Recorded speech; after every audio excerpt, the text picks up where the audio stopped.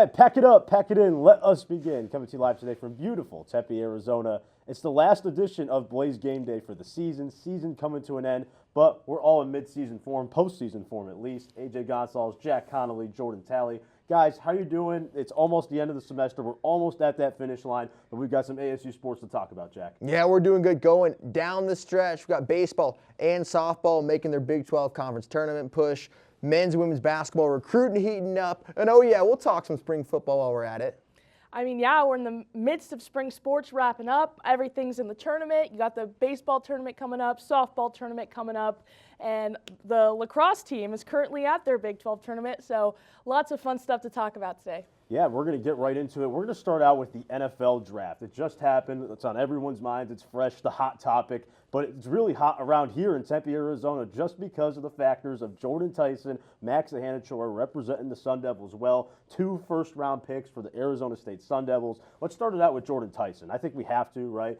Just such a dynamic playmaker here in Tempe. We all saw it. Now he's going to take his talents to the bayou down there, Louisiana, going to get that good food. He's going to be playing with a hell of a quarterback, Tyler Shuck. Going to be with Chris Olave. Jack, take me through it. What's that fit like? Jordan Tyson in New Orleans. Yeah, it was a treat to watch Jordan Tyson the past couple years. A true number one. He was the guy where whenever the Sun Devils needed to go make a big play, they went to him and he delivered every single time they needed on him, whether it was down in Mississippi State, even though they fell in that game, down the stretch, brought them back, and then even against Texas Tech, what a game he had against the Red Raiders.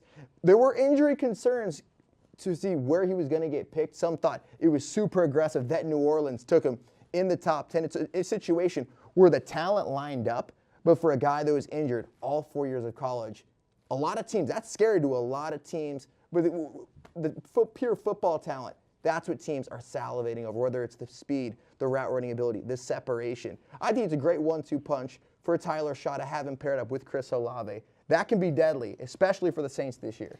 Yeah, I mean, Jordan Tyson, when you think about Sun Devil football, he's kind of been at the core of that identity. I mean, obviously, you had Cam Sick-Adaboo with their 2024-2025 season. He almost was the team last year, especially when he was healthy and playing without Sam Levitt, right? So he was, you think of ASU football, it's Jordan Tyson, and I think he's in really good hands down at the Saints. I was very, very impressed with Tyler Shuck last season, getting kind of the handoff mid-season. He did really well. He was responsible for 5 out of the 6, I'm pretty sure, wins that the Saints had last season, if I'm correct. And I think he's going to be in pretty good hands, and he's got a very competent young quarterback, throwing him the ball. So I think there's a lot of possibility, and they have a lot of potential in their young guns down in New Orleans. Well, it makes 2 of us on the Shuck train for sure. Jack, are you buying the Saints this year?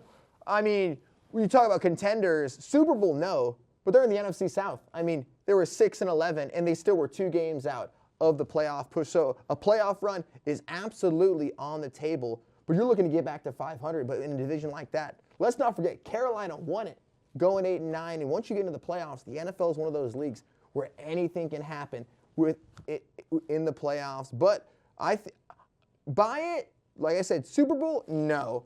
But a playoff run, 500, playing competitive football down the stretch, meaningful football in December, you'll take that if you're a Saints fan any day.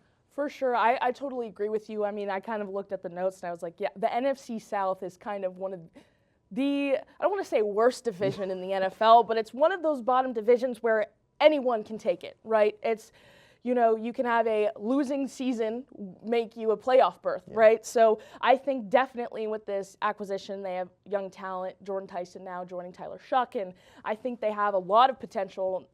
Definitely not a Super Bowl contender, but definitely in the cards for an NFC South title.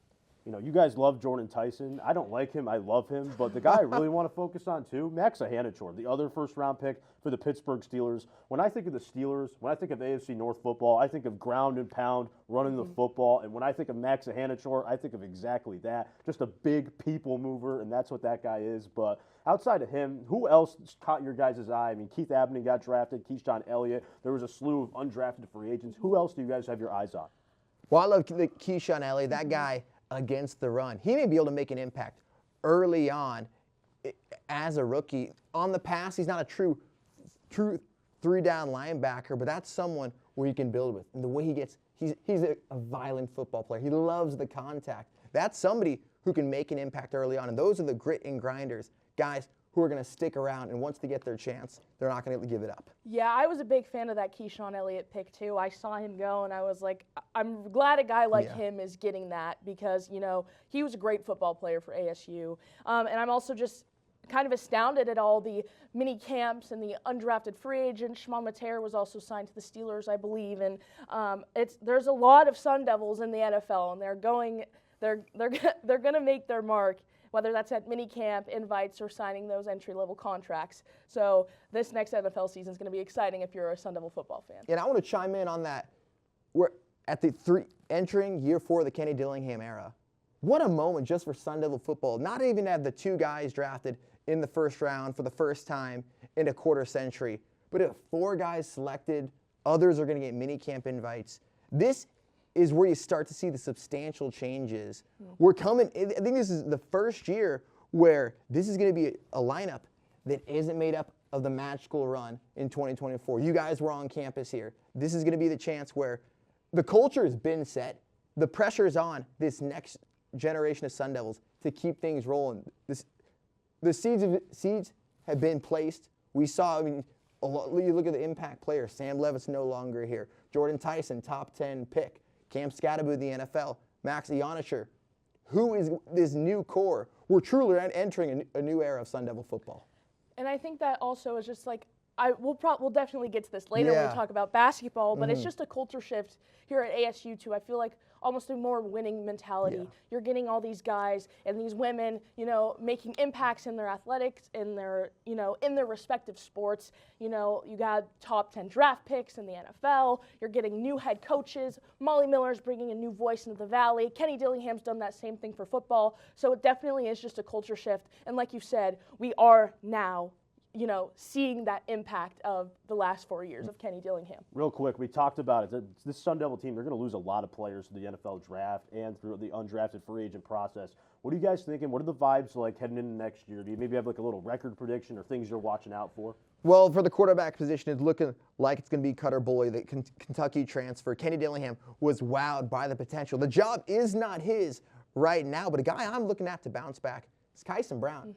You know, he's injury-riddled 2025 season. It was a by-committee effort with him and Kanye Udoh. Raleek Brown's now going to Texas. I think we're going to see a bounce-back season from Kyson Brown. I agree with that Kyson Brown pick, but I'm also looking at Derek Eusebio, right? He's shown some flashes. He earned his spot gritty on that team. If you remember his first year, he was a walk-on. He earned that scholarship spot. His first touch of ASU football was a 24-yard touchdown catch in the Territorial Cup. He had 2 touchdowns last season, kind of stepped up as one of those guys, and I think we're going to see more of Derek Eusebio, and obviously injury-prone as well, but I think he's going to be one of those guys that's going to sneak up and attack you. Good point there. Watch out for that receiver room and watch out for Reed Harris. I'm a Boston guy. I had to do it. Speaking of bombs away, we are going to head over to the baseball diamond. ASU baseball in fuego, as they would say here in Tempe. We're going to break that all down. We're going to talk to you about the postseason. And it's all coming up right here on Blaze Game Day. Don't turn away.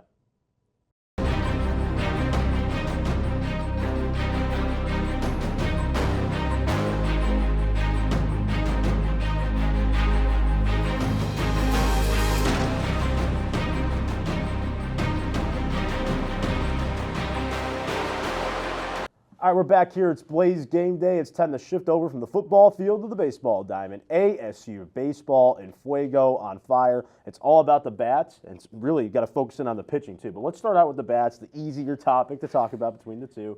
Just so hot. And Landon Hairston, New Contreras, go down the order, go down that lineup. You can come up with something for almost everyone that's starting these days, Jack. Yeah, well, Landon Hairston gets a lot of the billing, 25 bombs, 73 RBIs. But it seems like anybody they put in this lineup, things have worked out, whether it's Dom Smaldino, whether it's New Contreras, Dean Toigo.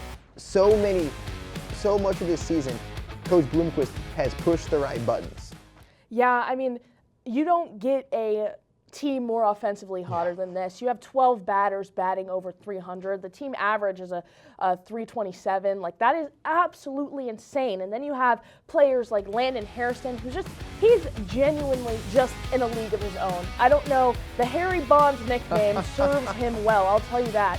He has been, I think it was in Mexico State, I was there, and they intentionally walked him like 4 times. And so that was like absolutely insane. You have guys like you said, New Contradas, Yeah. Dom Smaldino, you have all these crazy offensive talents, but I don't know, something's just fallen short with this team, and I can't quite put my finger on it. Real quick on Harrison too. The one thing we mentioned, obviously, we mentioned Bonds, and for him, Harry Bonds, but Love that nickname. nonetheless, Love that. Yeah, nonetheless, you think about those names that have laced that uniform, put it on the red and yellow. Reggie Jackson, Barry Bonds. I mean, go down that list. Lou Brock, Dustin Pedroia, for what he's doing and really catching up to those record numbers here at ASU. I think that deserves maybe a little bit more credit than it's getting. I'm sure it's getting a lot of credit. Everybody loves Landon, from what I'm hearing. Yeah. No negativity whatsoever with Landon, but. Let's shift over to a not so positive side, the pitching staff. I mean, obviously Cole Carlone, Cole Klecker, those two have really stood out from the bunch. But tell me about the rest. Who do you guys see stepping up here for the postseason? I liked what happened in Game 2 against Baylor. Taylor Penn, he came in here and did a solid job on the bump. It kind of was a win by committee. They sent four arms to take that win. Kind of the weekend the Sun Devils needed after the loss to New Mexico State, just a brutal loss, and they really hurt it. Willie Bloomquist said it was perhaps the most embarrassing loss he's been a part of as head coach. So it really sent shockwaves through the locker room. This team was challenged, and they did respond. They absolutely needed a sweep. And you can never go into weekends expecting sweeps in the Big 12, especially against a hungry Bears team who's on the bubble right now, the NCAA tournament. But if a team ever needed one, it was after the tough loss to the Aggies. Yeah, I mean, I think pitching has been the Achilles heel of this team. I mean, obviously that can't be the only reason. There's other things, small errors, those midweek losses, kind of like how we've talked about off camera. But pitching has been like the dagger to the heart, like you said. Cole Carlone, Cole Klecker have been those guys. I think consistency on the mound has been lacking, and I think that's what's been costing these guys a lot. I mean, the New Mexico meltdown was absolutely insane. I'm pretty sure they sent like around 6 arms out there that night, and it was just nothing was clicking. And I think sometimes in these big losses, just nothing was clicking in the bullpen, in the pitching staff, whatever. So yeah, but I think I'm liking Colin Linder a lot. Yeah. I think he can start up into that starting position as a starter for those guys to get up in that top 3 rotation. Well, everybody harps on this pitching staff. You look at it, they're averaging over 11 strikeouts a game. They're streaky. And I mean, you mentioned it, the midweeks. This team is as talented as anybody in the top 25. And I don't think they're going to make a run at a host in a regional because of the losses. When you have losses, whether it's UNLV, Arizona, or New Mexico State, they've handled their business so far in Big 12 play. They've only lost one series. It was a home series a couple weeks ago against West Virginia. They got a big test coming up this week, and we'll talk more about that. But this is a team that I'm not sure anybody wants to play. But like you said, the big X factor.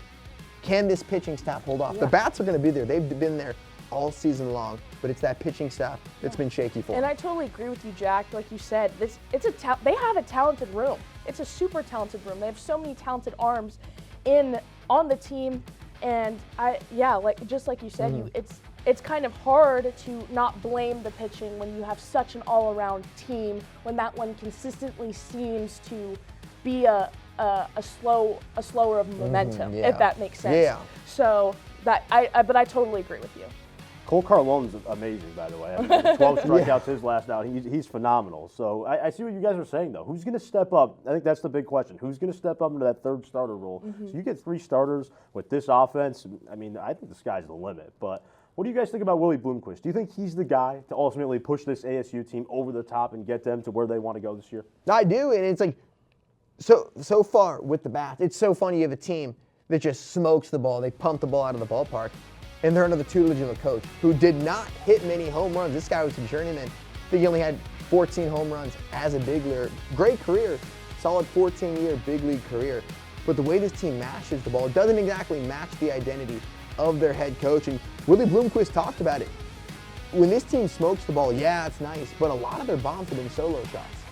Early on in the season when they were running the record up, they didn't really get tested that much.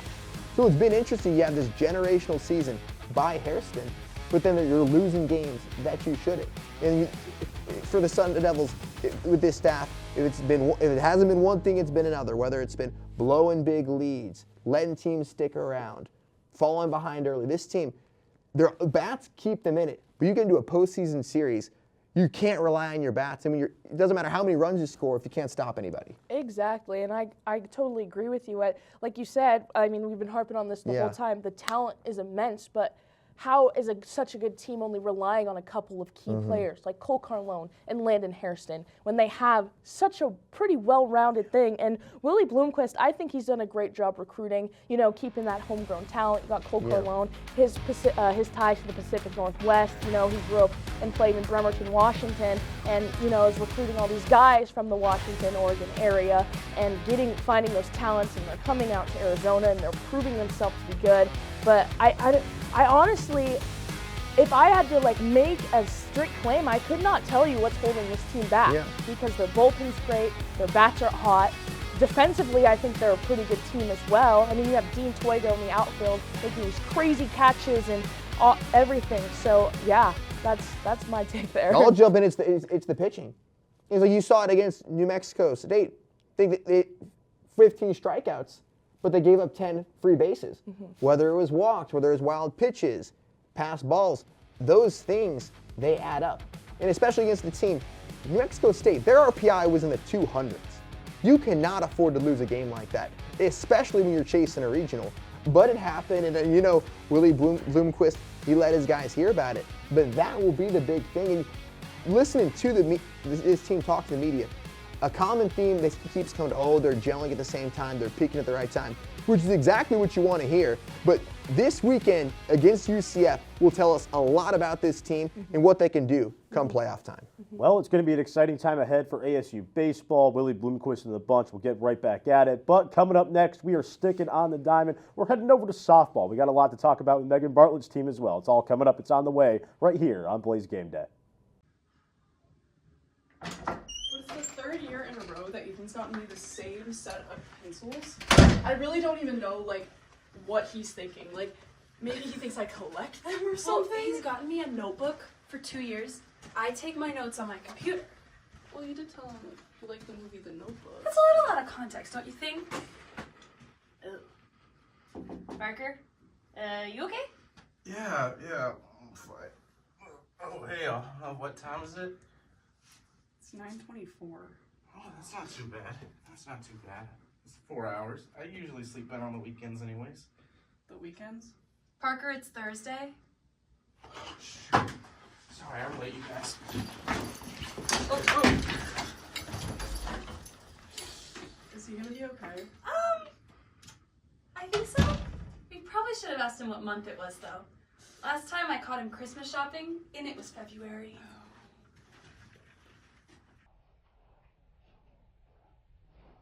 All right, welcome back here. It's Blaze Game Day. Baseball in the rearview mirror. Now we're going to have to try and contact ASU softball. We're getting ready for that. AJ Goncalves, Jack Connolly, Jordan Talley. Guys, ASU softball, what seemed like a fairy tale and the greatest story ever told, has suddenly come right back down to earth after a rough series against Texas Tech. They've now lost 4 of their last 5 series. Yeah, the first month and a half seemed like a joyride. This team was riding high, shooting up the ranking. Now they find themselves under 500 in Big 12 play. They're fighting for positioning, and they learned last week how tough things can be when you run up against the big dogs in a team like Texas Tech. Yeah, the Texas Tech series is going to be one that they want to forget about. I mean, obviously lots to learn, but it was just brutal. They only put up, I believe, 6 runs last week and compared to Texas Tech's 20. Absolutely. They were just completely outplayed almost on all signs. Pitching, obviously, Kenzie Brown can only do so much for a squad, but when you have a pitcher such as Nigeri Kennedy up in the circle, I mean, they couldn't respond is really what happened. They got good momentum on that Saturday game. It looked like they could pull back. They're making some pretty big plays, but there were some costly errors that directly led to Texas Tech running. They had 4 errors across the board. 3 of them were due to shortstop Brooklyn Ulrich just letting the ball roll right past her. So some just defensive things. Pitching was pretty good, but when you go up against such a hot team like Texas Tech on pitching, they have such an aggressive base running and so aggressive offensively. I mean, there's a lot to take home from that one. Well, I'm no Rick Pitino guy, but I'll tell you this. I'll take a quote. You got to leave the past in the past, and you got to look toward the future. And they have someone in that rotation that can definitely do that in Kenzie Brown. But tell me, guys, outside of Kenzie Brown, Who should I have eyes on in this team going forward here as we get towards the end of the season? I think Aisa Silva, that could be an arm, has big game experience in her first year in Tempe. It's been her first 3 years at Arizona. She struggled along the past couple of outings. She kind of got poked around against Texas Tech. In her past 4 outings, she's allowed more than 2 runs. But with 77 strikeouts on the year, 11.5, sub-4 ERA, she's going to be a pitcher where this team, despite the record, they're still in contention for an NCAA tournament berth. They're just outside the top 25. You look at it, this is a team where they can right the ship this weekend and then get a couple wins in Big 12 play. They could find their way back into a regional for the second consecutive year. I like that. I like Aisa Silva, but I am full sail on the Mika Lupi train. I think she has the talent and the ability to not be a Kenzie Brown 2.0, but be someone who can fill those shoes once Kenzie leaves this year. She's finishing up her last year of eligibility with the Sun Devils. Mika Lupi has just been phenomenal this season for the Sun Devils, especially early on in the season. She was phenomenal as well. Obviously, Kenzie Brown is huge shoes to fill. I cannot emphasize that enough. Kenzie Brown will be one of the best pitchers that ASU softball has ever seen. But I think Mika Lupi is a good one. I just think, once again, they just have a lot of talent all around. It's utilizing them to the best of their ability and, kind of attacking them and putting them in where they're going to succeed. Yeah, you got a point there. And Kenzie Brown just, left people in the gaze, I guess, and she did the same thing to me there. But ASU softball here, thinking about long term, right? I know we're really at the start of the project with Megan Bartlett, what feels like. It feels like she was just hired yesterday, frankly. Time flies these days. I can't control that. But what we can control is what they're going to do in the future. And how do you guys see this year, ultimately? They got to look at BYU coming up. That's got to be a sweep, you'd think, in theory, for ASU. It's all about riding hot in the postseason, at least for me. I love a team that's going in hot. And I think for ASU, after that series against Texas Tech, which these guys mentioned was absolutely wretched, how do these gals bounce back? How do they come back strong, and how do they finish this thing off and try to get back into that AP poll, try to get as near it as they can? Well, you can't overlook BYU at all, and I don't think they will. This is an opportunity to get your lick back. BYU is a team who's been struggling below 500 overall and in Big 12 play. They're going up to Utah in the elevation. The ball's going to be flying. You can't be trying to smash the ball out of the ballpark, but this is an opportunity to get things right, headed into Big 12 play. If they can you never want to go in a series thinking, you got to get a sweep. You got to take it a game at a time. But this is this weekend where they can impose their will on BYU and get some positive momentum going. With all that's happened in the Big 12 schedule, this is still a team with a top 25 RPI. I know it has not been easy sledding in conference play, but based off how well they took care of business, you take the wins when they come. You have the first month and a half of the season at home. They answered the bell, but now they're going to have to go get some wins on the road, and they could set themselves up. If you have an opportunity to not face a team like a Texas Tech, like an Arizona, you have an opportunity to get some wins in the conference tournament, you can set yourself up real nicely for an at-large bid. And I understand you never want to go into a series with a mentality if you have to sweep, but I almost feel like this BYU series is a must-win mentality. Like, if you want to have a good bid into the Big 12 tournament, you want to do well, it's definitely, not only is it going to help your conference record, it's a confidence boost. You're saying, I can win in this division. I can win in this hard division. We've gone up against number 2 ranked, number 5 ranked Texas Tech, and, there's a lot of growing pains and learning from that. But after such a weekend like that, I think there's a lot that you can take from this BYU series if they can come out with that must-win mentality. Well, ASU softball looking for those rays of change. And speaking of rays of change, let's shift over to the parquet. We're going to do that next. Randy Bennett, Molly Miller, Sunshine and Rainbows in Tempe. We'll talk about it all coming up right here. Blaze Game Day. Keep it locked.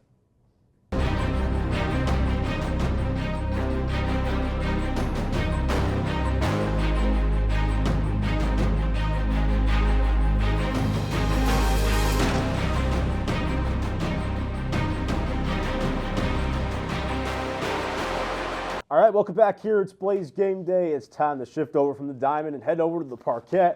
We got to talk some basketball. That's right. It's the off season, but it's the perfect season to talk about the new coach in Randy Bennett. It's sunshine. It's rainbows here. Gone are the dark days of Bobby Hurley. Gone are the dark days of Bobby Hurley maybe not answering questions to the fullest at pressers.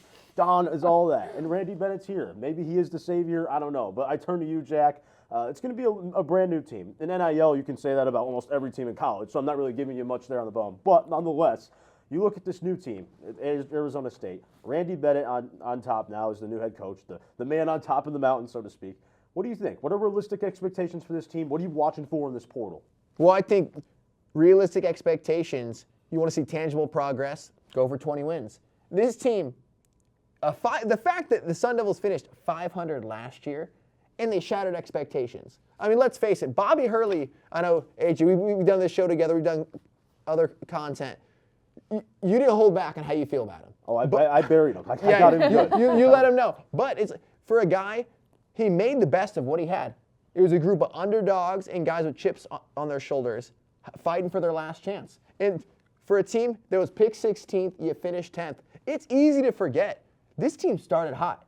It was early, and they made the most of their non-conference schedule. Let's go back to December. They were sitting 9-2. This team was looking good. They dropped a tough game at UCLA, and then Oregon State, and then when you had a winnable game at Colorado. And then after then, Bobby Hurley was on borrowed time. But you take a look at this. They got the big fish in the portal. Paulius Morauskas, one of the top players in the WCC, a guy Randy Bennett knows well. That catapulted the ASU transfer portal. They got the best in the Big 12 right now. They're going to have some fresh blood and talent coming in. That's what you have to do, reload, and Randy Bennett's doing that right now. I think, Bobby Hurley caused a lot of grief to a lot of people, AJ Goncalves being one of them.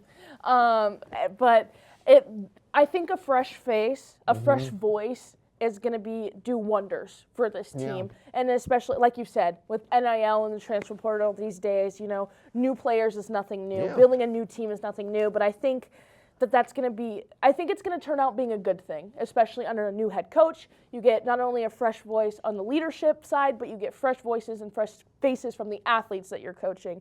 And I only see a positive outcome for this, especially since the dark days of ASU men's basketball are hopefully behind them, or as that's what the hope is here in Tempe. Y'all are tough. Y'all are tough. I'm not tough. Look, you guys, look. The writing was on the wall this season. We all had an idea of where it was going, and I agree with you, Jordan. They needed to switch things up, and you could feel that. I can't remember what game it was. One of the games I called this season, and you could just feel it. DFA, it feels like a distant memory ago. That place was rocking, and pre-COVID, I mean, yes, we had some fun times at the end, beating Kansas, Texas Tech. But there were times this season you just felt like the fan base was disengaged and checked out. And at that point, you knew something was coming. There's some hype around this program. And I think Randy Bennett, look no further than the blueprint. He's trying to replicate that success that Molly Miller had. And there's countless others. In this era of college basketball, you can reload in 1 year. And Randy Bennett, with the talent he's putting on the court, it's going to be a brand new team. That's going to be the big factor. But I think there's reason to be excited about the men's basketball program. I think it's also important to emphasize that you can also reload in 1 year and also be successful in that same year, as we've seen with women's basketball. Well, you think I'm being too harsh? I understand. Hey, I don't think you're being too harsh, AJ. I'm just going to use 4 words. It can't get worse. That's all I'm saying. And that's all I'm saying. And listen, I'm the guy who likes to look at college basketball when it turns to March. And Bobby Hurley, we haven't been in March. They haven't, excuse me, rather.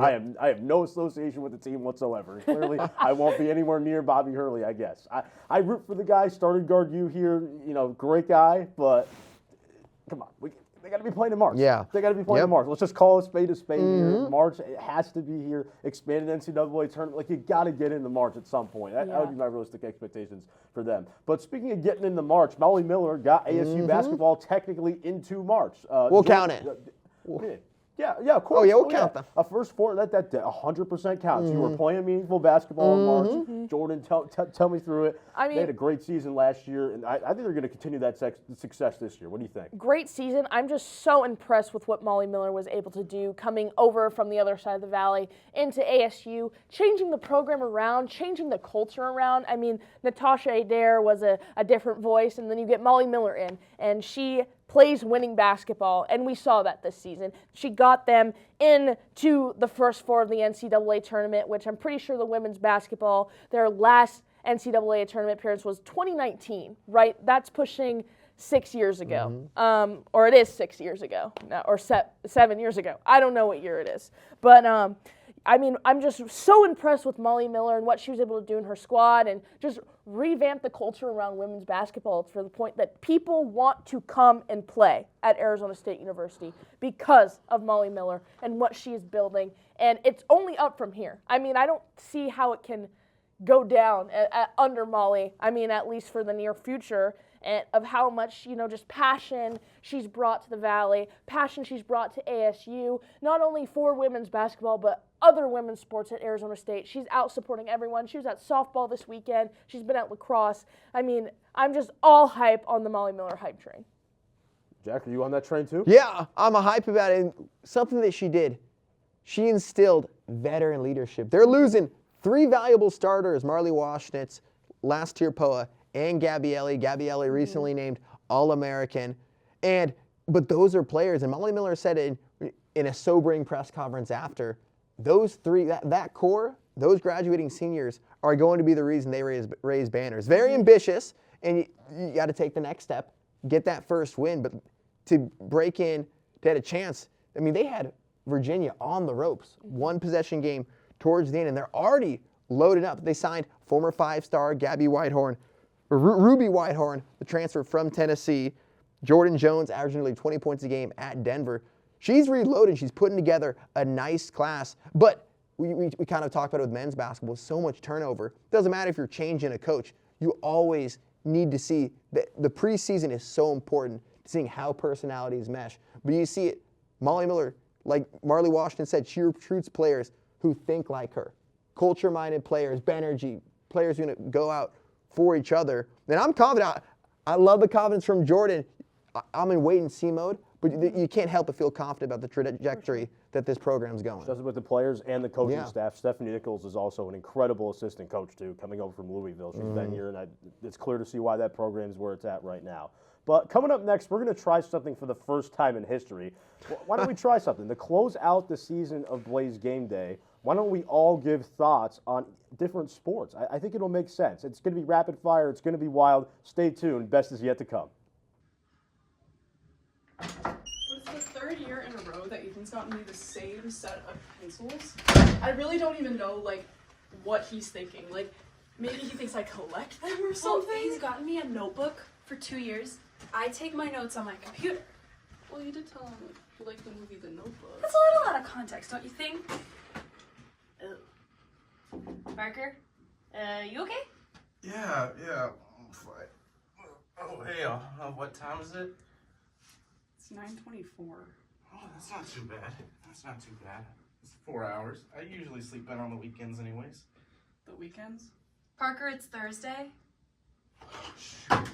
Sorry, I'm late, you guys.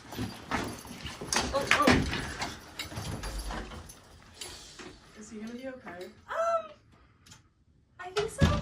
We probably should have asked him what month it was, though. Last time I caught him Christmas shopping, and it was February.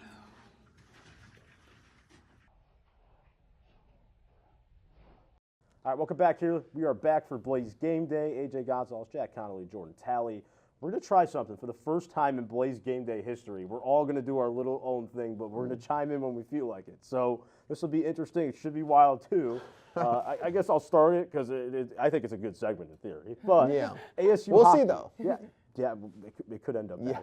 Who knows? No. Maybe my take won't be as great as it won't be. But nonetheless, ASU hockey. Let's just take a little step back. Greg Powers, everyone around here seems to love him. The boosters went out and gave him an extension in the middle of this year that really was, frankly, a disaster. What do you guys think about Greg Powers? That's going to be my question. Do you think Greg Powers is ultimately the guy to take Arizona State to national championship heights? That's my question. Yes or no? Yes, I think Greg Powers, despite it was a shaky year. We talked about it when this season was going on. He's been this guy. He's been able to rise this program throughout the past decade and some change. You're going to have down years. And I respect the boosters for sticking by him and giving him that sign of loyalty. It goes both ways, but to give him the extension, bold move. and not exactly what you see in the midst of a down year, but to have that vote of confidence, that can do wonders for a coach. I'm saying no. I don't think so. Greg Powers has done phenomenal things for ASU hockey, right? Rising it from a club team to an NCAA, D1, highly sought after NCHC program. He's not the guy. He's not going to take them to national championship territory. That's not going to happen. He's had how many years to do so? 15 now? Or, I mean, I guess that's from club days to now. I'm pretty sure the last time they made an NCAA tournament was also around 7-8 years ago. I think the Greg Powers era should come to end sooner or later. I feel like it's a little bit of the Bobby Hurley treatment. I mean, people are less vocal about Greg Powers. But, I mean, he said it so many times this season in press conferences, his voice is not getting to the players. And he said it multiple times. I feel like it kind of, there's some vibes to me in the transfer portal this year after getting losing so many key and core players that they just got last year to the transfer portal. And I mean, losing Colin Potter is such a knife in the chest for the squad. So that's my take. Greg Powers, I don't think is going to lead Arizona State hockey to a national championship. Oh, congratulations, Jordan. You stole the words right out of my mouth, to be honest with you. I started when we did the first episode, I think I was with Jack, actually. I talked about Greg Powers, and I said, are you guys sure he's the guy around here? Or should you go poach a really, really good proven coach out of Hockey East, somewhere like that? And I kind of got mixed reactions to it. Now people are starting to come around after seeing what's happened here in the portal with Cullen Potter getting out of the door, Brayson Boser out the door, all these big-time names that people were telling me, oh, look out, the greatest show on ice, look out, here they come. I don't know about that anymore. So all in all, I think Greg Powers is a really good hockey coach, and if somehow, some way ASU would fire him or even think about it, I think he would be scooped up in 10 seconds by someone out there trying to build a program. But I just wanted you to, as we head toward the offseason here, we're not going to be on screen on Blaze. I want you to just at least think about, is Greg Powers really the guy as we go through the summer and get to next fall and get to hockey season? But, yeah, that's my take. Jack, take it away. All right. Volleyball, getting warmed up, fresh off another storybook season, 28-4, 17-1 in conference play. Back-to-back home seasons, undefeated. Guys, is this the year Sun Devil Volleyball takes that next step, not only advances to the Elite Eight, but breaks towards the program's first Final Four? I'd like to say yes. I mean, they've gotten super, super close these past couple years, doing super well in their Big 12 and in the first season in the Big 12, and almost breaking that threshold into the NCAA tournament. I'd hope so. They're a super fun team to watch. I think you were saying, did they retain Naomi Glover? Yeah, Naomi Glover, All-American and Big 12 Conference Player of the Year. So, I mean, I'd like to see, it would be super fun to see. Yeah. Such a fun program. They have so much talent, and I think J.J. Van Niel is a very, very good volleyball head coach. Well, I like numbers, okay? Stats, those things matter. When you look at records with J.J. Van Niel, money, absolutely money. So, yeah, and they're retaining Naomi Glover, as you guys have mentioned. I think this team can absolutely be right there. Do I think they're going to win a national championship or a Final Four? Maybe not. I would probably be on the colder side of that, but I definitely see them right back into it because J.J. Van Niel, best coach on this campus, all volleyball does is win. So I just have to look at the numbers and say numbers speak to the truth. Yeah, bring it back. 5 transfers. Anaya Clifton, graduate from Kansas State. Una Vajajic, the junior from Wisconsin. Those are the pins joining the team. Isabella Costantini, a setter. They're going to have to replace a majority of their starters, but from a team that seems to get better with each and every year. This team doesn't lose at home. They can host another regional, win the Big 12. It's going to be that next step, but that's what you're chasing. This is a team that go back before J.J. Van Niel got here. They were searching for answers at a string of under 500 seasons, and they've shown that with the right resources, with the right coach, this can be a power program. They had a taste of that in the Sweet 16 where I'd say they were surprised by Creighton. This is a team where they were feeling good and they kind of met their match, outplayed. And then, there's the upper echelon of the sport, the Nebraskas and Kentuckys. They haven't gotten there yet, but that is the next level in the stage of the program development. All right. Jordan, ASU here it lacrosse. is. We'll take it to the pitch. One of my favorite I feel like super slept on Yeah. sports at Arizona State, women's lacrosse. This season's kind of been very lackluster for them. Finishing 8-9 in the regular season. They went 3-2 in Big 12 conference play. There's a lot of tough opponents out there, and they are set to take on the first round of the Big 12 tournament tomorrow against Colorado, and they are a ranked team. This season, they have yet to win against a ranked opponent. There's so much talent there, and I was really surprised this season. They came out slower than they did last year, and it's like, okay, maybe this is a learning curve. You know, they get new people. They had Katie Valley, who their very seasoned record-holding goaltender, graduate last season. Now they have new sophomore, or I guess junior now, and Gabriella Henry is a phenomenal true freshman in net. But they're going to lose so much talent this year. Jordan Behar, Lydia Oldno, Tegan Ing, their top 3 attackers on the team, all graduating, and they are also record holders. This Taryn Van Thoff-Pohl's squad has done phenomenal these past couple years, and there's going to be some growing pains going forward without their big 3, as they've been called almost their whole career at ASU.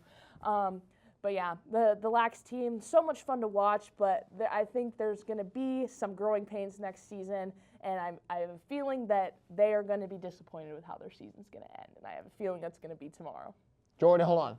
Last show with Blaze, you got any message? Had a good run here. The floor is yours. Well, thank you. Blaze Radio is one of the main reasons why I chose to come to ASU. It's been really awesome. I've done so much stuff here. My first Blaze game day was with AJ Goncalves in the studio down the hall. So yeah, thank you, Blaze Radio. It's been awesome. I've had a phenomenal time. Oh my God, this is annoying. I've had a phenomenal time. Yeah. You've made my college career great. So thanks for this one last project. We love it. We love you, Jordan. Jordan, you were great to work with here. We wish you the best. You're going to do great things. Just remember us when you say this, okay? All right. Hey, that's a wrap. Blaze Game Day, the season's over, so pack your bags, head on home. We'll be back here next year somehow, some way, maybe a different cast and crew, but nonetheless, guys, thank you. I want to give a special shout-out to Nathan Kettlehut, Jack Brooks. Those two have put in extensive work for this project, and it's come out great. And I want to thank the folks here at the Student Media Advisory Team for letting us in this beautiful podcasting studio. It's just opened up so many avenues for us here at Blaze. So we're going to do great things in the future. We're going to be one less. It won't be the same. Jordan will be here in spirit. Jack and I are coming back. We're Right? Coming back. Yes, sir. Very good. All right. Hey, Blaze Game Day, season 1-ish in the books here. We'll be back in the fall for season 2. Thanks so much for tuning in, and we'll see you next time.